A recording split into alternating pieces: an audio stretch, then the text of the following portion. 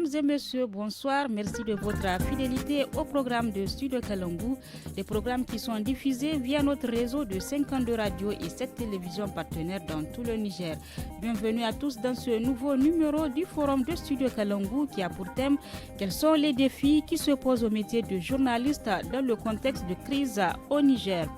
Dans un reportage de Studio Kalangu, il ressort que le coup d'État intervenu au Niger le 26 juillet a créé un environnement de travail difficile pour les journalistes sur le terrain. Cependant, malgré les défis et les dangers, ces professionnels de l'information continuent d'effectuer leur travail.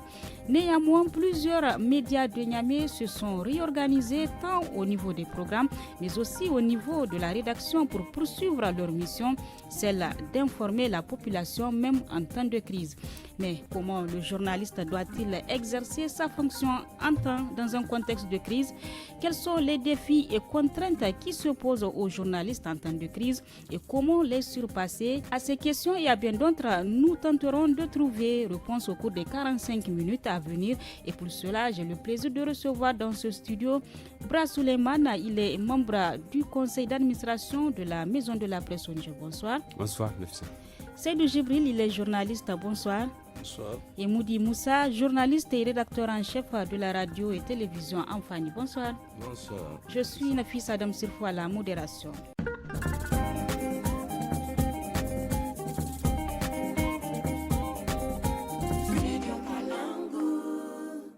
Merci, chers invités, d'être venus quelques jours après la prise du pouvoir par le Conseil national pour la sauvegarde de la patrie. Plusieurs médias de Niamey ont apporté quelques changements au niveau de leur programme pour s'adapter à l'évolution des événements. C'est le constat fait par une équipe de Studio Kalangu, suivant quelques rédacteurs en chef des groupes de presse privés de Niamey.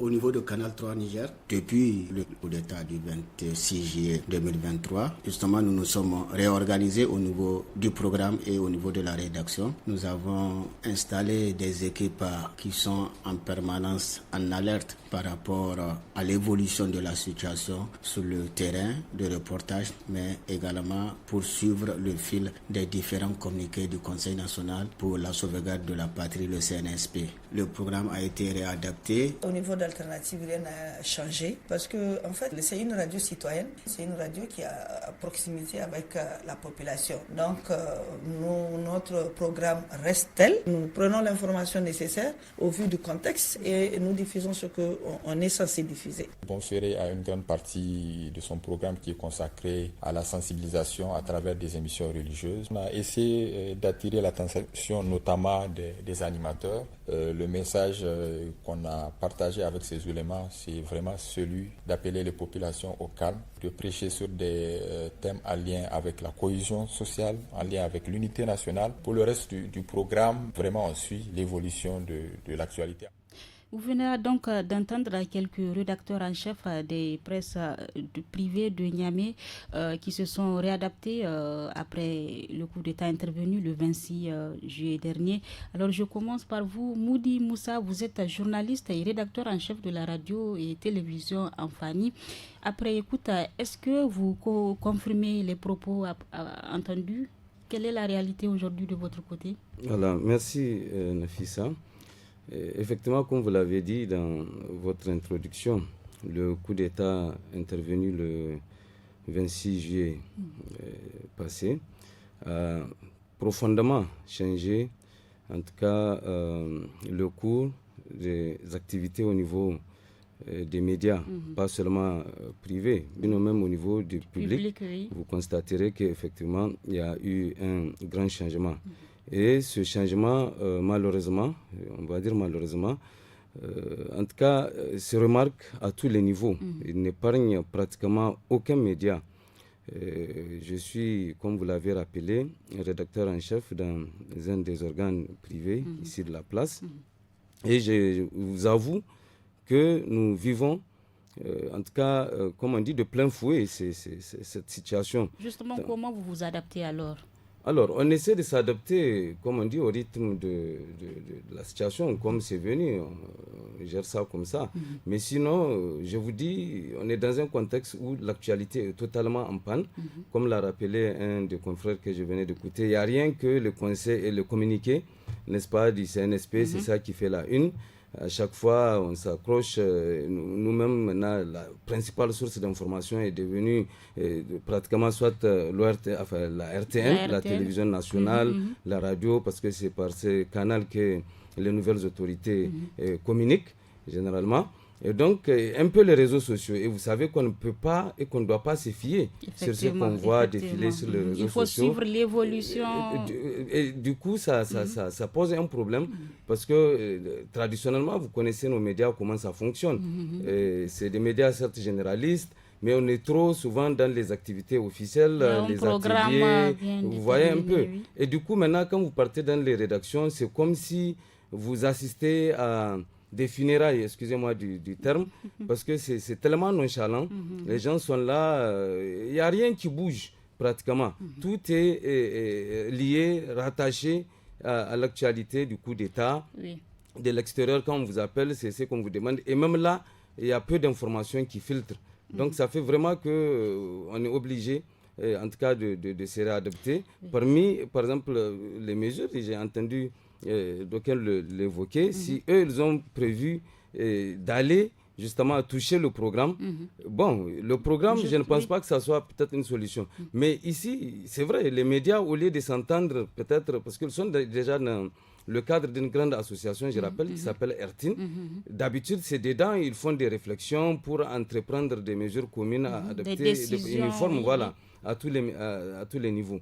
Mais là, je constate que il y a au niveau donc de la riposte à cette situation une certaine discordance au niveau des mesures selon les médias. Ils ont jugé utile de revoir, de se réorganiser. Ce n'est pas le cas de votre côté? Oui, la réorganisation, c'est justement de ça que je parle. La façon de réorganiser, parce que quand on dit réorganiser, c'est vague. On se réorganise comment?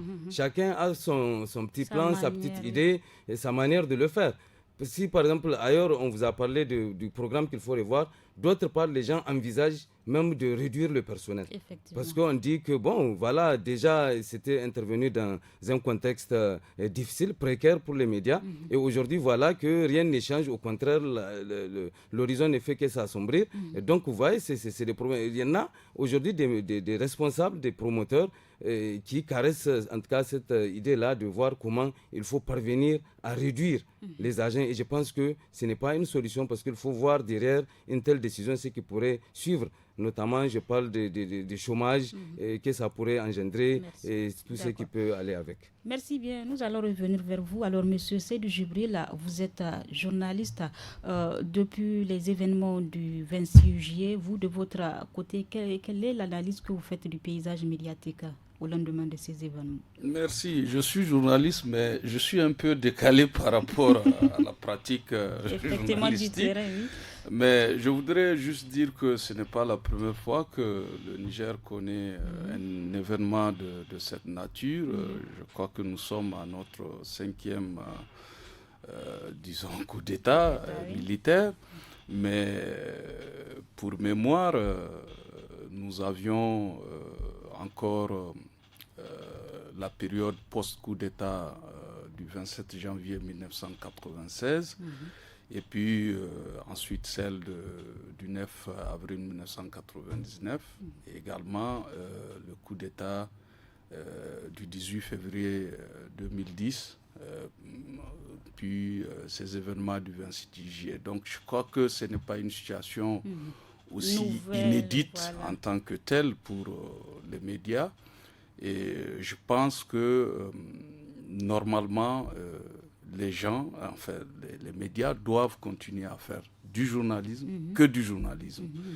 Ça veut dire quoi? Ça veut dire que le changement intervenu à la tête de l'État ne devrait pas normalement, pas impacter, mais ça ne devrait pas induire des changements bouleversants pour la pratique du journalisme, parce que c'est aussi l'occasion pour les journalistes de démontrer qu'ils sont à l'affût de l'information, aller chercher l'information, traiter l'information, diffuser l'information. Mais en même temps, les journalistes sont également des acteurs dans, entre guillemets, cette crise, en ce sens qu'ils doivent être aussi au cœur de toute la discussion qui se mène au niveau interne ou externe. Il a mentionné, Moudi tout à l'heure, cette pratique ne devrait pas juste se confiner, comme on le constate souvent dans les groupes WhatsApp, sur les réseaux sociaux. Vous savez que la différence entre le journaliste et peut-être quelqu'un qui est web activiste ou cyberactiviste, c'est que le journaliste, il jouit de la présomption d'avoir les habilités pour chercher de l'information. Et la donner à la public. Et voilà, et donc je crois que cette situation ne devrait pas amener les journalistes à ne pas faire leur boulot. Et à ce que je constate depuis les événements du 26 juillet, je crois que la situation n'est pas aussi tendue qu'on le pense, en tout cas de mon point de vue, pour les médias locaux.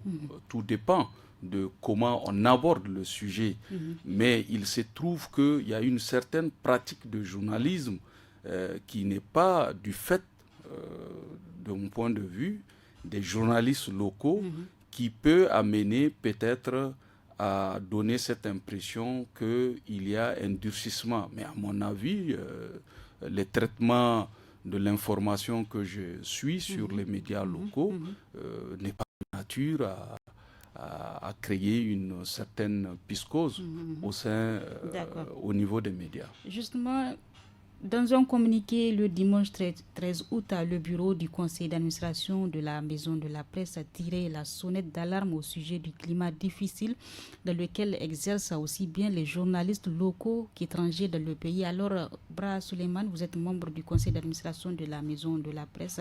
Quelles sont les raisons de cette inquiétude pour la Maison de la Presse? Merci beaucoup. Permettez-moi aussi d'encourager l'ensemble des professionnels qui, depuis l'avènement de ces coups d'État, quand même travaillent jour et nuit pour donner l'information quand même au public. Avant de répondre à votre question, effectivement, je voudrais un peu agir par rapport à la première question. Je pense que c'est vrai, ce coup d'État ne peut pas quand même induire un changement par rapport au traitement de l'information, mais l'impact que Moudi est en train de parler, c'est par rapport à la situation économique de ces médias, puisque depuis les 26, pratiquement, il n'y a pas assez d'activités. Et vous savez, la plupart de ces médias, quand même, c'est des couvertures médiatiques, souvent des formations, des ateliers ou d'autres activités. C'est ça qui... c'est ces activités-là qui font en sorte que ces médias, quand même, arrivent un peu à fonctionner.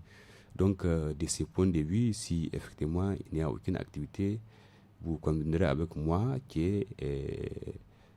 quand même, les personnels aussi seront concernés par cette situation. Mais au niveau des rédactions, on constate effectivement que les journalistes, quand même, font effectivement leur travail. Et ça, c'est à encourager.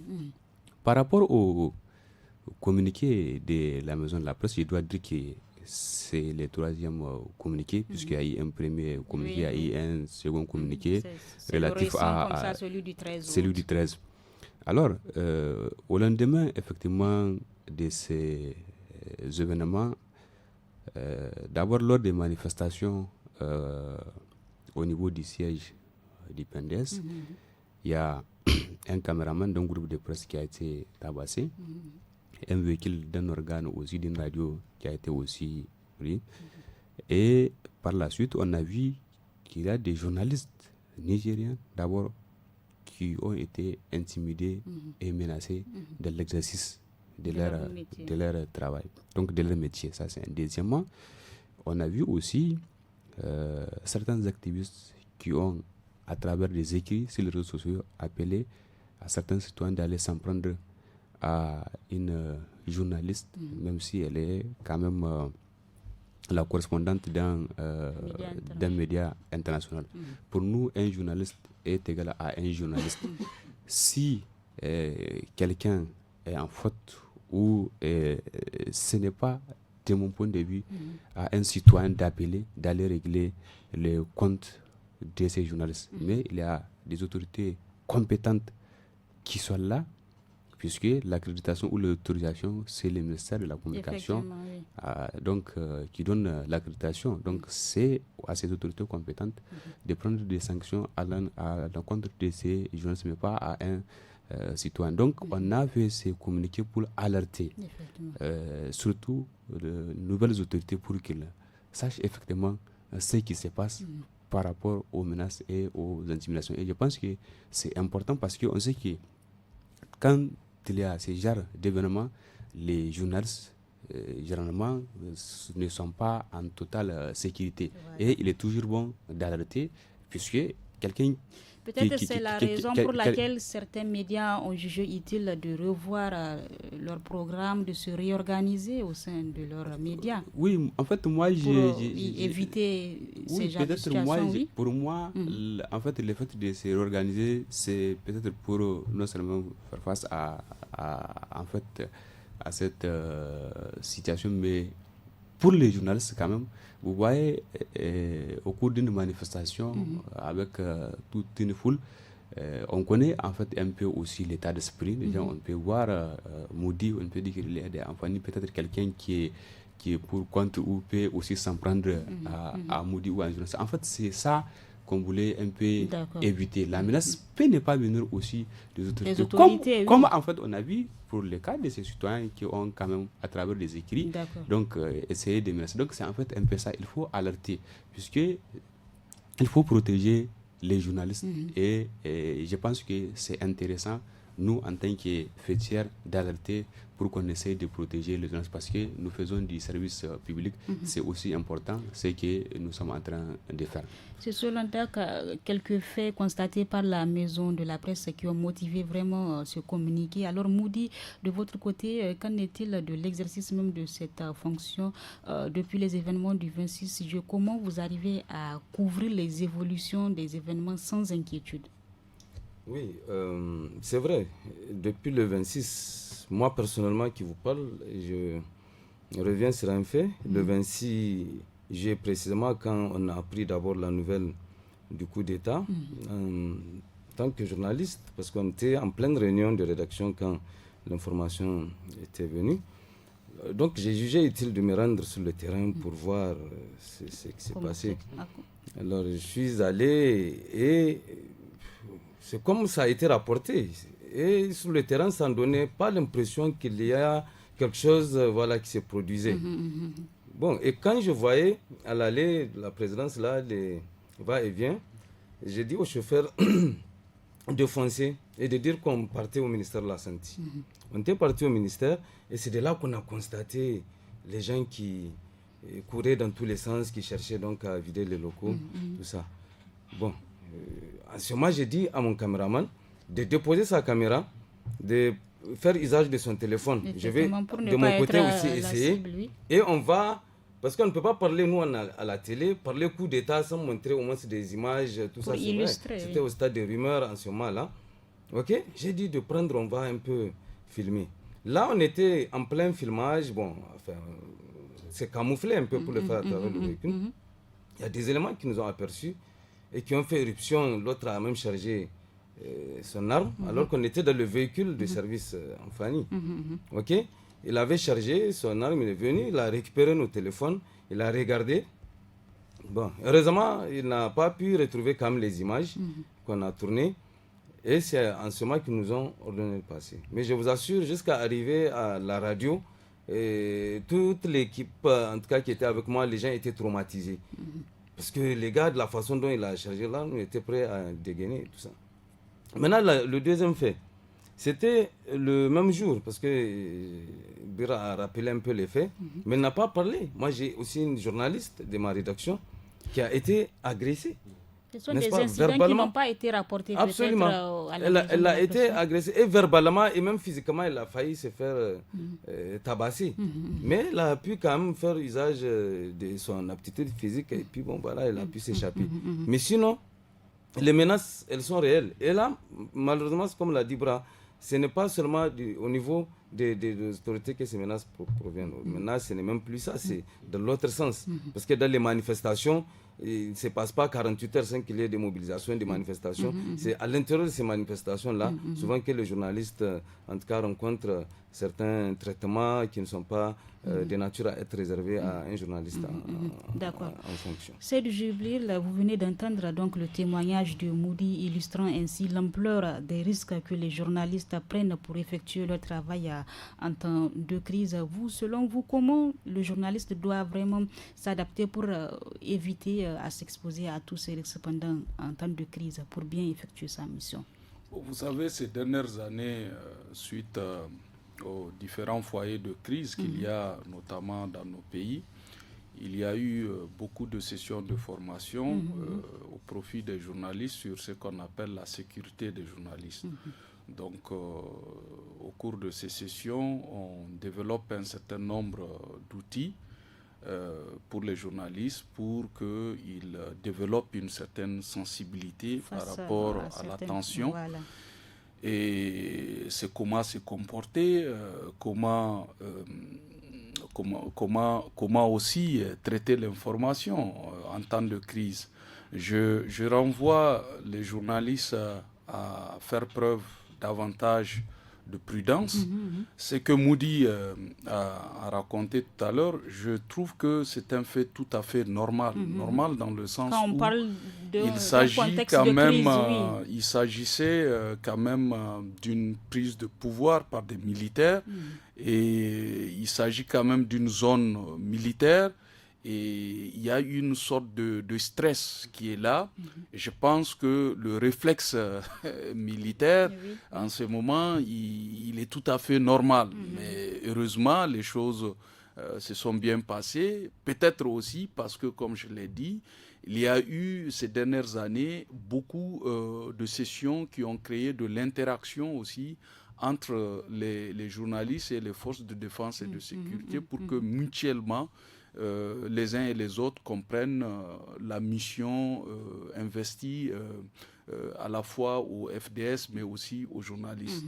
La question de la responsabilité sociale du journaliste est très importante aussi dans ce genre de situation parce que même le public souvent il apprécie parce que vous savez les citoyens lui-même, ils se donnent des outils de monitoring du travail des médias.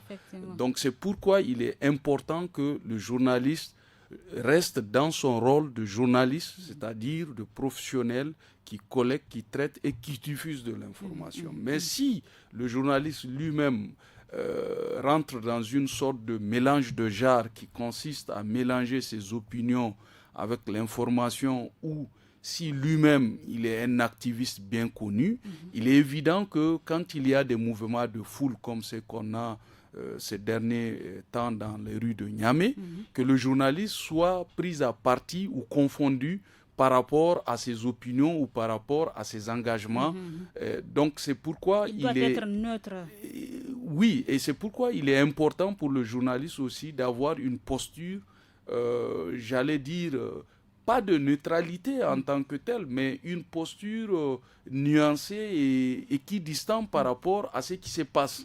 Mais quand le journaliste lui-même a été quelqu'un qui porte des opinions allant dans un sens partisan, vous conviendrez avec moi que ça va être difficile pour le commun des citoyens de pouvoir le tolérer en tant que tel. Je finirai pour dire que la responsabilité sociale du journaliste est d'autant plus importante que nous devons savoir que l'allié principal du journaliste dans ce genre de situation, c'est la culture de la paix sociale. Tout ce que le journaliste doit faire doit concourir à renforcer la paix sociale.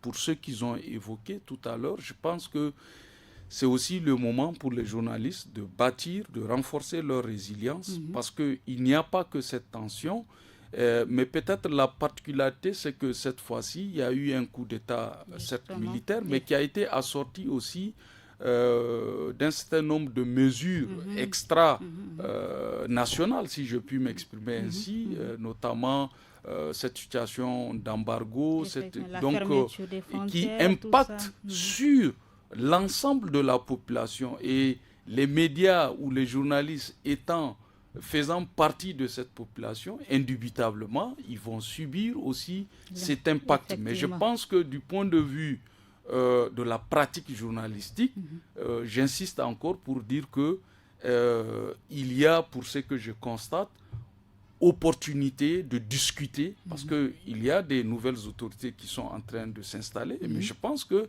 c'est aux acteurs des médias de pouvoir prendre langue avec ces autorités pour justement poser ces questions. Quand il s'agit des manifestations aussi qui ont cours, je pense que ces manifestations ont un leadership. Il s'agit aussi de prendre langue avec les leaders de ces manifestations pour pacifier un peu le travail des journalistes. Bra Suleiman, de votre côté, tous ces incidents relevés, ces situations d'agression relevées par certains médias, pensez-vous que cela explique une menace à la liberté de la presse au Niger?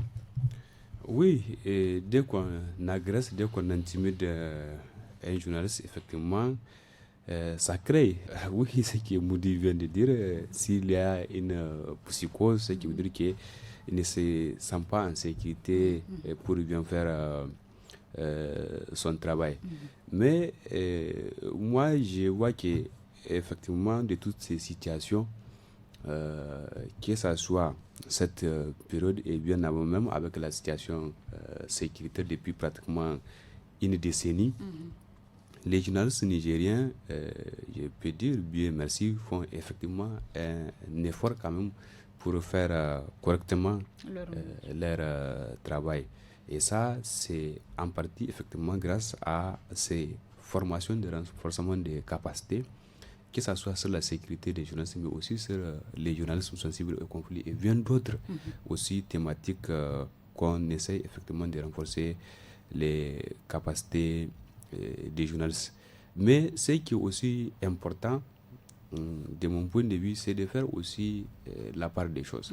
Entre, comme l'a dit Djibril, un journaliste, puisque les journalistes quand même, c'est les journalistes, il doit être professionnel dans son travail. Maintenant, de l'autre côté, s'il est membre, par exemple, je prends le cas de Moudi, si Moudi finit son travail au niveau du groupe de presse en famille, et on les voit de l'autre côté, ça c'est quand même les citoyens Moudi qui a aussi un autre engagement qui est différent.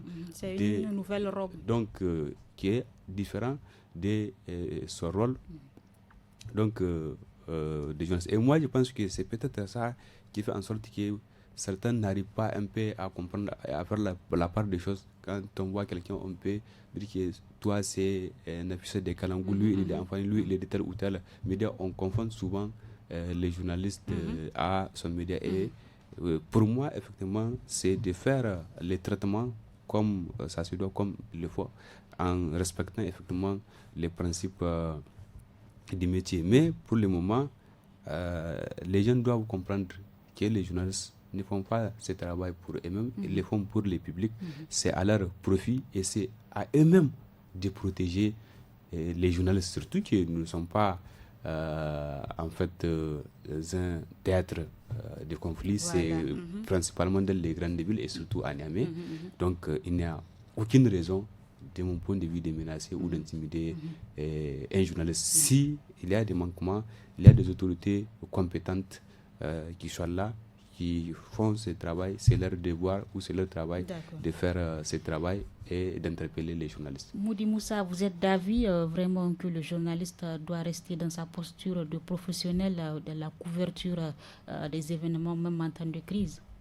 Oui, d'ailleurs c'est même en temps de crise que le journaliste doit montrer véritablement qui il est, qu'il est véritablement un bon journaliste et que voilà, il mérite ce titre surtout de journaliste.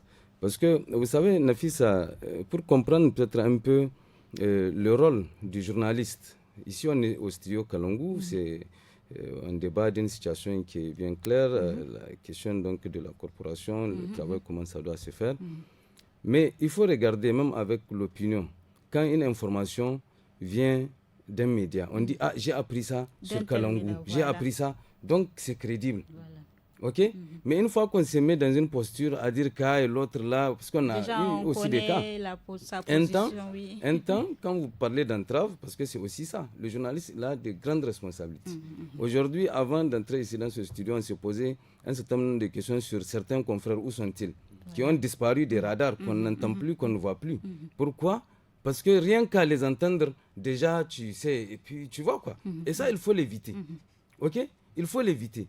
Quand RSF fait ses classements pour classer les pays en matière de respect de la liberté de presse, il n'y a pas que les dérives ou les entraves qui viennent de comment on appelle ça, des tenants du pouvoir.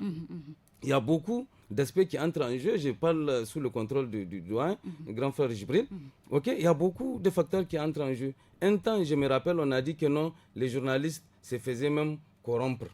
Pour ça, donc, il fallait revoir le rang du Niger. Un temps, on disait que non, en fait, il y a des menaces qui venaient donc du politique, qui fait que, il y a plusieurs facteurs. Donc, un temps, on disait que non, les journalistes manquent d'indépendance. Donc là, ça vient des journalistes eux-mêmes. Alors, donc, ça veut dire que le journaliste, il a une très grande responsabilité, un très grand rôle à jouer, notamment dans ce contexte-ci. Parce que c'est vrai, comme on dit, la responsabilité du journaliste, elle est grande. Aujourd'hui, avec ce qui se passe, chacun s'inquiète du sort des journalistes parce qu'on sait que c'est quelqu'un qui prend énormément de risques. Donc, la question vraiment du professionnalisme revient toujours au cours de cette émission. Un autre constat, c'est que, on le sait, c'est dans ces moments précis que certaines personnes saisissent l'occasion pour diffuser des fausses informations, surtout sur les réseaux sociaux.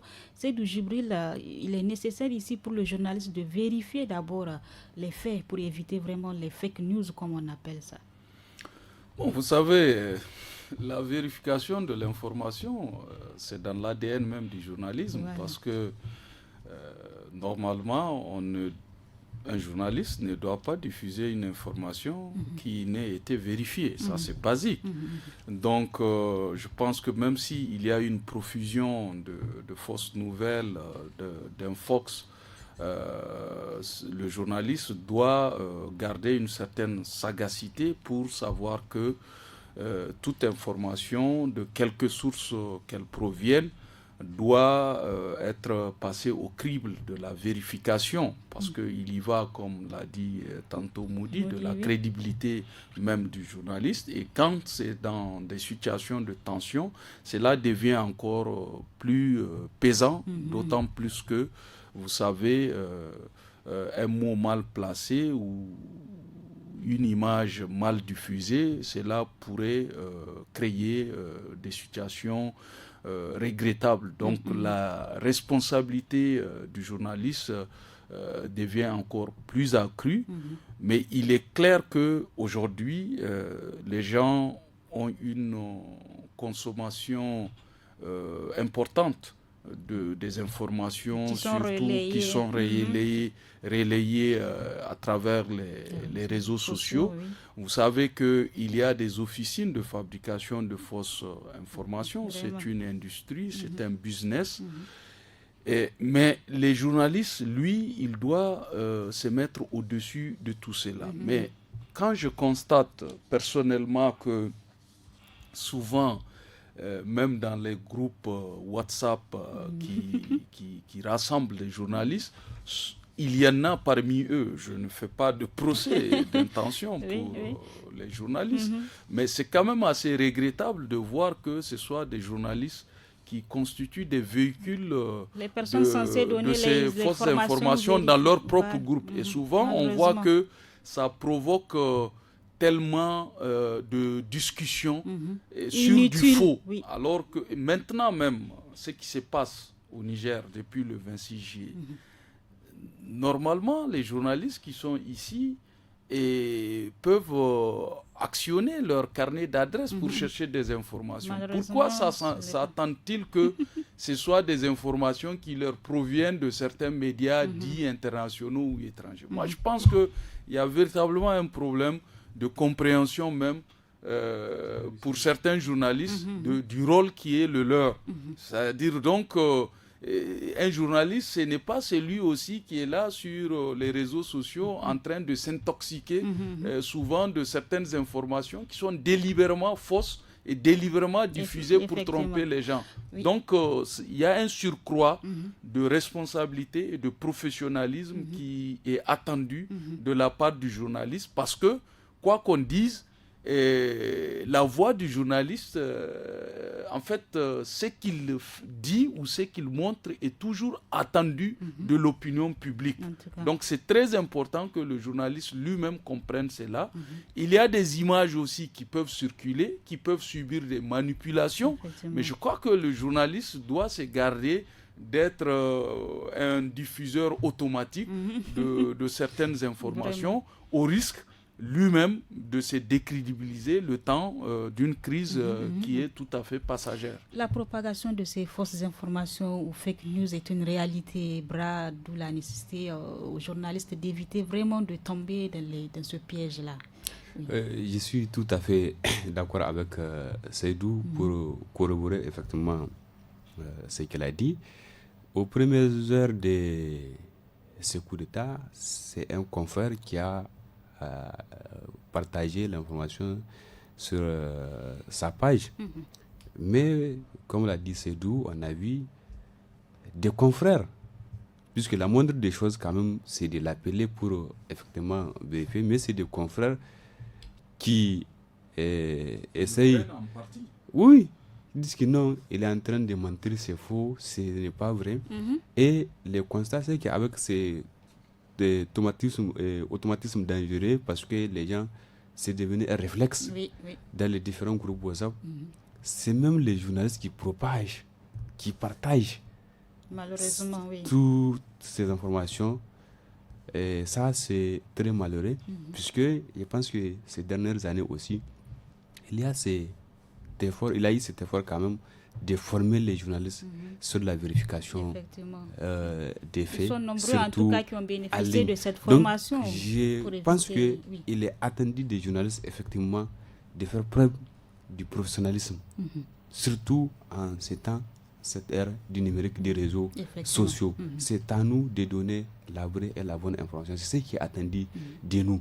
Mais si on passe toutes nos journées en train de faire des débats sur des faits, au lieu d'aller effectivement faire ce qui est attendu de nous, d'éclairer les publics aujourd'hui, c'est vraiment de faire les débats, de poser les problèmes. On a vu, c'est au niveau des médias internationaux que le débat est en train de se faire. Donc, vraiment, je pense que on doit, à notre niveau aussi, de revoir nos pratiques et aller dans le sens vraiment de faire correctement notre travail. Alors, Moudi, vu le climat dans lequel vous exercez ou bien les journalistes exercent ces derniers temps, que direz-vous aux autres journalistes pour qu'ils puissent vraiment garder l'éthique et la déontologie dans le traitement, la couverture, même dans leur métier en général, des journalistes? Oui, c'est vraiment de faire preuve, comme on l'a dit, toujours de responsabilité et d'abnégation surtout. Parce que, surtout être résilient, parce que, vous savez, à chaque contexte, il faut aussi des nouvelles attitudes. Mais ces attitudes aussi ne doivent pas changer de ligne de conduite aux journalistes. Parce que, vous savez, le journalisme, c'est l'un des rares métiers dans lequel, en tout cas, le professionnel des médias a plus de devoirs que de droits. Le journaliste, il a plus de devoirs que de droits. C'est-à-dire, et ça, c'est extrêmement important. Et donc, nous pensons que vraiment, c'est un contexte qui doit être là pour surtout nous rappeler qui nous sommes et nous dire aussi qu'on a de grandes responsabilités face à l'histoire. Parce que vous savez, pour parler comme le grand frère Djibril l'a dit, les médias, ils ont surtout une grande responsabilité dans ce contexte. Je vais prendre l'exemple, ce n'est pas chez nous, Mais même ici, si en tout cas on se laisse faire, en tout cas on se laisse entraîner dans les fausses nouvelles, les rumeurs, etc., on peut arriver à ce stade. Et c'est pour parler de la radio Mille Collins. Donc vous savez la responsabilité dans le cadre du génocide au Rwanda.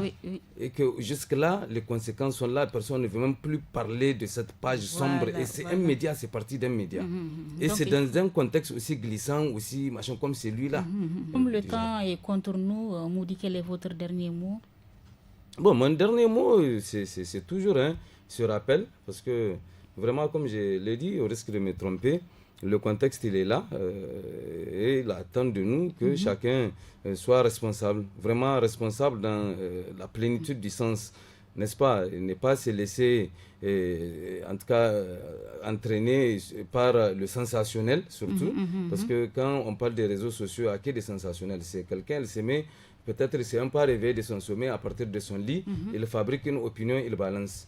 Et bon, à travers des relais, ça va se retrouver dans plusieurs groupes. Et c'est ça, d'aucuns vont prendre pour argent comptant jusqu'à des journalistes peut-être qui vont être amenés à le faire. Donc, c'est vraiment de redoubler de vigilance. Redoubler de vigilance, rester, parce qu'aujourd'hui, le contexte, il est différent. Si Djibril a parlé des autres coups d'État qui sont intervenus en 1996, en 2010, encore les réseaux sociaux n'étaient pas très développés.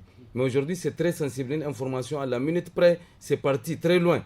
À l'extérieur, c'est même de l'étranger, on va t'appeler pour te dire « j'ai vu ça, est-ce que… » Comme ça, c'est après tu vas te rendre compte que c'est dans les réseaux sociaux. Et donc, c'est vraiment le lieu d'appeler à la vigilance. Merci bien. Seydou Djibril, pour terminer, quelles sont vos recommandations aux journalistes en premier et même peut-être aux autorités pour que le travail du journaliste puisse continuer sans être perturbé dans ces temps?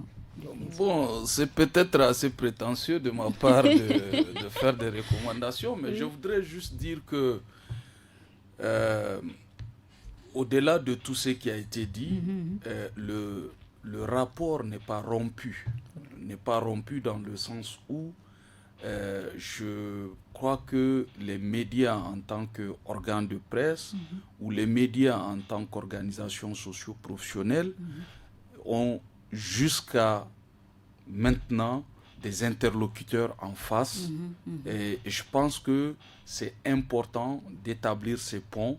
S'il y a eu des problèmes au cours de ces 3 dernières semaines, je pense qu'il faut trouver un terrain pour discuter de ces problèmes et envisager comment les éviter, d'une part. D'autre part, je pense que quand il y a des situations de tension pareilles, souvent la propagande prend le dessus. Et justement, les médias doivent continuer à faire du journalisme, à faire de l'information et à se garder de prêter le flanc à la propagande. Et cette propagande ne provient pas que seulement de certains groupes politiques ou de certaines organisations sociale, mais c'est une propagande aussi qui provient de certains médias. Donc, les gens doivent faire attention à ne pas s'intoxiquer de propagande et savoir que nous sommes dans un contexte assez fragile avec tous les défis qu'on connaît déjà et il est important que les journalistes fassent preuve d'un surcroît de professionnalisme et surtout qui s'accrochent à leurs responsabilités sociales qui consistent à faire en sorte que, de par leur travail, il ne faut pas qu'il y ait des facteurs qui exacerbent davantage une situation assez fragile. Merci bien. Je termine avec vous, Monsieur Bras de la Maison de la Presse. Face donc à tous ces défis qui se posent aux journalistes en ces moments, quel est l'appel que vous lancez à leur endroit? D'abord aux confrères de continuer à faire leur travail en respectant les principes du métier. C'est de la rappeler, la propagande, la manipulation aussi, mais aussi certaines prises de position. Ça, c'est vraiment, puisque souvent, lui, il ne peut pas se mettre même à la place de l'autre acteur pour même voir que c'est comme si ça, ce n'est pas bien aussi pour un journaliste. Maintenant, à la population de comprendre effectivement notre mission, ce que les journalistes sont en train de faire comme travail. Maintenant, aux autorités, c'est de protéger partout les médias et de respecter aussi les engagements quand même pris par ou ratifié par le Niger en ce qui concerne surtout vraiment la défense et la protection des journalistes. C'est très intéressant, surtout dans ce contexte. Protéger donc les médias, c'est avec ces propos que se referme à ce forum. Merci à tous de nous avoir suivis de par les interventions de nos invités. On comprend aisément que les journalistes exercent leur métier dans un contexte fragile ces derniers jours. Donc, il revient donc aux journalistes de faire preuve de professionnalisme, éviter toute intoxication, être vigilant face à la couverture, au traitement des médias, donc à faire preuve de professionnalisme. Merci à nos invités, Bra Suleiman, membre du conseil d'administration de la Maison de la Presse, Moudi Moussa, journaliste et rédacteur en chef de la radio et télévision Amfani, et Seydou Jibril, journaliste. La technique est assurée par Abdulkader Chambiano, la régie vidéo Lawali Issa. Je suis Nafisa Adam Sirfa à la modération. À très bientôt sur le studio Kalangu pour une nouvelle thématique.